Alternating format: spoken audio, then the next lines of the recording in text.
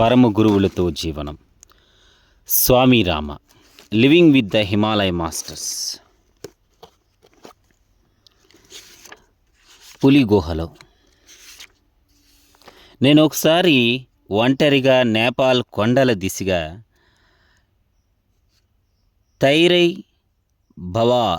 తైరై బవార్లోని ప్రయాణిస్తున్నాను. నేను నేపాల్ రాజధాని అయిన కాఠ్మండుకు వెళ్తున్నాను. నేను రోజుకి 20-30 మైళ్ళు వరకు నడిచేవాడిని. సూర్యాస్తమయం తరువాత మంట రాజేసి ధ్యానించి విశ్రమించేవాడిని. మరుసటి రోజు ప్రాతకాలం 4 గంటలకు నడక మొదలుపెట్టి 10 గంటల వరకు నడిచేవాడిని. అప్పుడు మధ్యాహ్న సమయంలో నీటి దగ్గరగా ఉన్న ఏ చెట్టు నీడలో కూర్చుని మరలా 3:30 గంటల నుండి సాయంత్రం 7 గంటల వరకు ప్రయాణం చేసేవాడిని. నేను చెప్పులు లేకుండా ఒక కంబలి, పులి చర్మము, కూజా నీరు మోసుకుంటూ నడిచేవాడిని. ఒక సాయంత్రం 6 గంటల ప్రాంతంలో నేను బాగా అలసిపోయాను.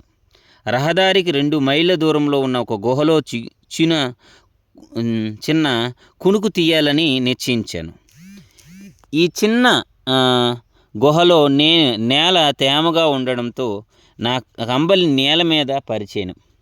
ఇంకా పడుకొని కళ్ళు మూసాను. లేదో 3 చిన్న పులులు ఇలా నా మీదకు గెంతి చిన్నగా అరుస్తూ నా దేహాన్ని గోకాయి. అవి ఆకలితో ఉండి నేను వాటి తల్లి అనుకున్నాయి. అవి 10-15 రోజులు కోనలున్నాయి. కొన్ని నిమిషాలు పడుకుని ఉండి వాటిని నిమిరాను. నేను లేచి కూర్చున్నాను.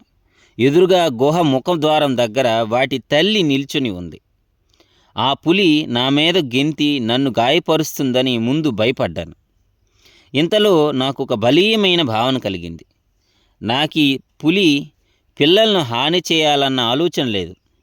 ఈ తల్లి గుహ ద్వారా వద్ద నుండి తప్పుకుంటే నేను బయటికి వెళ్ళిపోతాను అని అనుకున్నాను. నా కంబలిని, కూజాని చేతుల్లో తీసుకుని ఉన్నాను. ఆ పులి వెనక్కి తగ్గి నేను గుహ బయటికి వెళ్ళిపోయాను.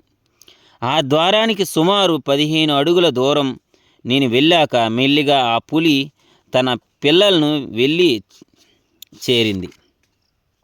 ఇలాంటి అనుభవాలు మనకు భయాన్ని అదుపులో పెట్టుకోవడంలో సహాయపడతాయి. ఇవి మనుష్యులకు జంతువులకు మధ్యనున్న ఐక్యతను క్షణ నిదర్శనాలు చూపిస్తాయి. జంతువులు సులభంగా దౌర్జన్యాన్ని, భయాన్ని పసిగడతాయి. అప్పుడు అవి ఆత్మరక్షణార్థం క్రూరంగా తయారవుతాయి. కానీ జంతువులు మచ్చిక అయినప్పటికీ మానవులకు రక్షణ ఇస్తూ సహాయకారిగా ఉంటాయి. ప్రమాదకర పరిస్థితుల్లో మనుషులు ఒకరినొకరు విడనవచ్చు, కానీ జంతువులు అలా చాలా అరుదుగా చేస్తాయి. అన్ని ప్రాణులకు ఆత్మరక్షణ భావం ఉంటుంది. మనుషుల కంటే జంతువులకు ఎక్కువ ఆత్మీయత, ప్రేమభావం ఉంటుంది. వాటి స్నేహం మీద ఆధారపడవచ్చును. మనుషుల మధ్య సంబంధాలు ఎన్నో షరతులతో కూడినది. జంతువుల స్నేహం షరతులు లేనిది. మన చుట్టూ మనమే గోడలు కట్టుకుని మన అంతరాత్మతో తరువాత ఇతరులతోనూ ఉన్న సన్నిహితాన్ని పోగొట్టుకుంటాం.